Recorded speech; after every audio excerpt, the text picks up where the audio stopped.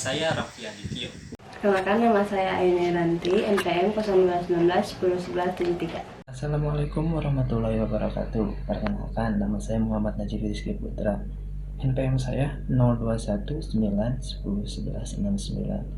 Saya dari kelompok 7 yang akan menjelaskan Human Research Management. Selanjutnya, saya akan membahas pengertian dan pentingnya manajemen sumber daya manusia.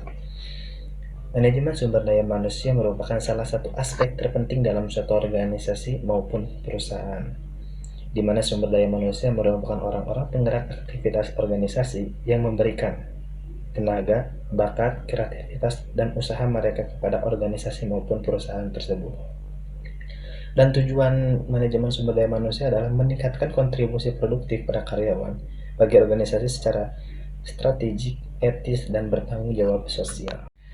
Nah, dan selanjutnya di sini saya akan menjelaskan tentang perbedaan antara MSDM atau manajemen sumber daya manusia dengan manajemen personalia.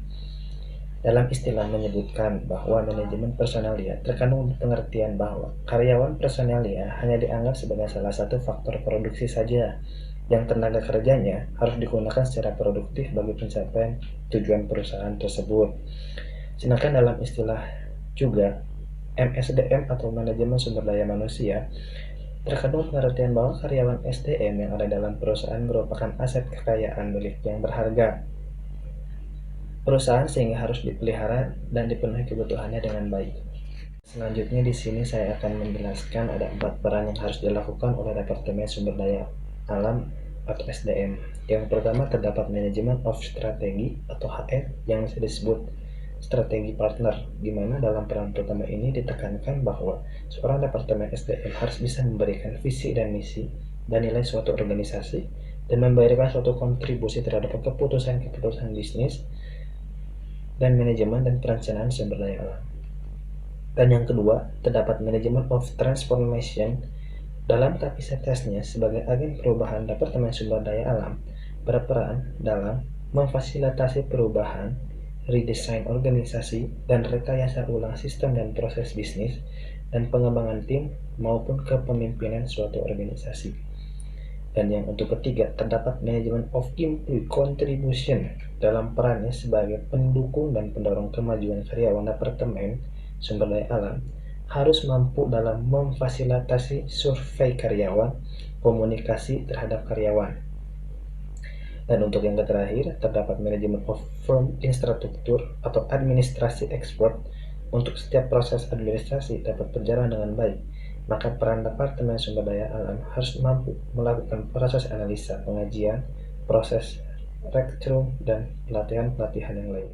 Di sini saya akan menjelaskan tentang ruang lingkup manajemen sumber daya manusia. Pengelolaan dalam suatu organisasi dapat diklarifikasi dalam 2 fungsi. Fungsi pertama adalah fungsi pokok manajemen sumber daya manusia. Ada 4 poin dalam fungsi manajemen sumber daya manusia. Poin pertama ada fungsi perencanaan, yang kedua ada fungsi perorganisasian, yang ketiga fungsi pengarahan, yang keempat ada fungsi pengendalian. Yang fungsi kedua ada fungsi operasional manajemen sumber daya manusia. Perencanaan tenaga kerja perlu beberapa tenaga kerja dan kualitas seperti yang akan diperlukan. Proses tersebut dilakukan dengan jobs analisis, lalu hasil informasi tersebut digunakan untuk menyusun.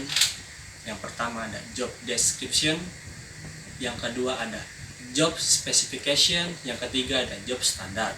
Dan job specification adalah penjabaran tugas dan tanggung jawab suatu jabatan. Yang kedua ada job specification, yaitu keterampilan, kemampuan, dan kualifikasi yang dimiliki untuk suatu jabatan tertentu.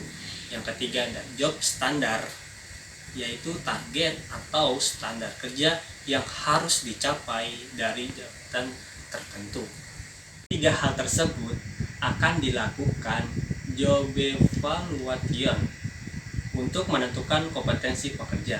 Penarikan tenaga kerja berdasarkan perencanaan di awal, maka langkah selanjutnya adalah penarikan pegawai yang dilakukan melalui berbagai sumber dari dalam organisasi atau intellectual recruitment dari dalam organisasi melalui promosi atau pemindaian karyawan dari luar organisasi atau internal recruitment.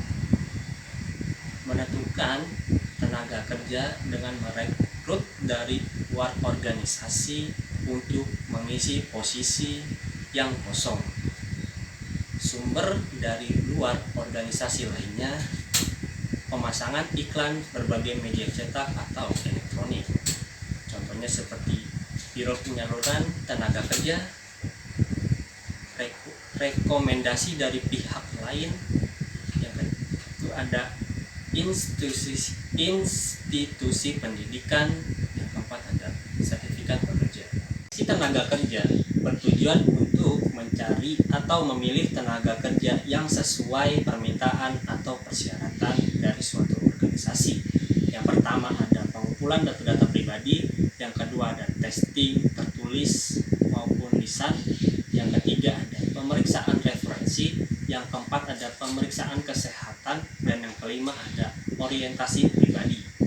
Namun, seleksi tenaga kerja di setiap perusahaan pasti akan berbeda-beda.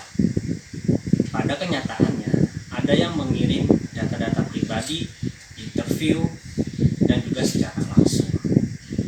Penempatan tenaga kerja yang setelah lolos seleksi akan diterima, maka tenaga kerja tersebut akan menempatkan pada posisi atau jabatan yang sesuai.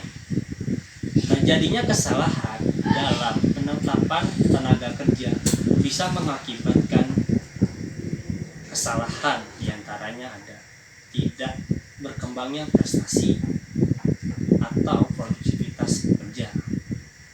Terus ada orientasi tenaga kerja baru setelah ditempatkan pada suatu pekerjaan dan harus diperkenalkan dengan organisasi melalui bentuk orientasi yang harus dijalankan setiap tenaga kerja baru, yaitu bertujuan untuk tenaga kerja yang baru tidak stres dan juga tidak frustasi menghadapi lingkungan baru, adanya semangat kerja dan membawa energi positif, mempercepat proses pengenalan dengan pekerja lainnya dan juga bersama tim.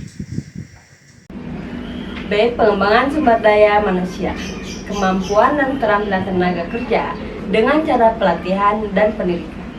Tujuannya untuk memperbaiki tenaga kerja sehingga lebih efektif dalam bekerja dan mencapai tujuan yang sudah ditetapkan. Ada dua metode latihan pengembangan, yang on the job, yang pertama coaching, yang kedua planner, yang ketiga rotasi jabatan, yang keempat penugasan sementara. Yang off the job, yang pertama program pengembangan eksekutif, yang kedua latihan laboratorium, yang ketiga pengembangan organisasi. Yang C, pemeliharaan, menjaga karyawan supaya tetap bekerja di perusahaan dengan selalu memperhatikan pemberian kompensasi, kesehatan, keamanan, hubungan antar pekerja, dana manajemen. Yang D, kompensasi, pembayaran kepada karyawan sebagai balas jasa untuk kerja yang dilakukannya. Tujuan pemberian kompensasi, yang pertama berdasarkan perjanjian, yang kedua hasil produktivitas, yang ketiga memacu motivasi dan kesejahteraan, yang keempat terjaminnya tenaga kerja bekerja sesuai aturan. Bentuk kompensasi, yang pertama gaji, yang kedua upah harian atau mingguan berdasarkan jumlah output yang dihasilkan, yang ketiga jaminan kesehatan dan keamanan, dan lain-lain. Ada 3 faktor penentuan kompensasi. Yang pertama, kesetiaan pembayaran, perusahaan membayar sesuai apa yang karyawan kerjakan. Yang kedua, kemampuan membayar tergantung pendapatan dan penghasilan, sehingga membayar karyawan tidak menjadi suatu kerugian tapi melainkan aset. Yang ketiga, persyaratan-persyaratan pembayaran, adanya aturan-aturan pemerintah. Sekian dari kami, terima kasih.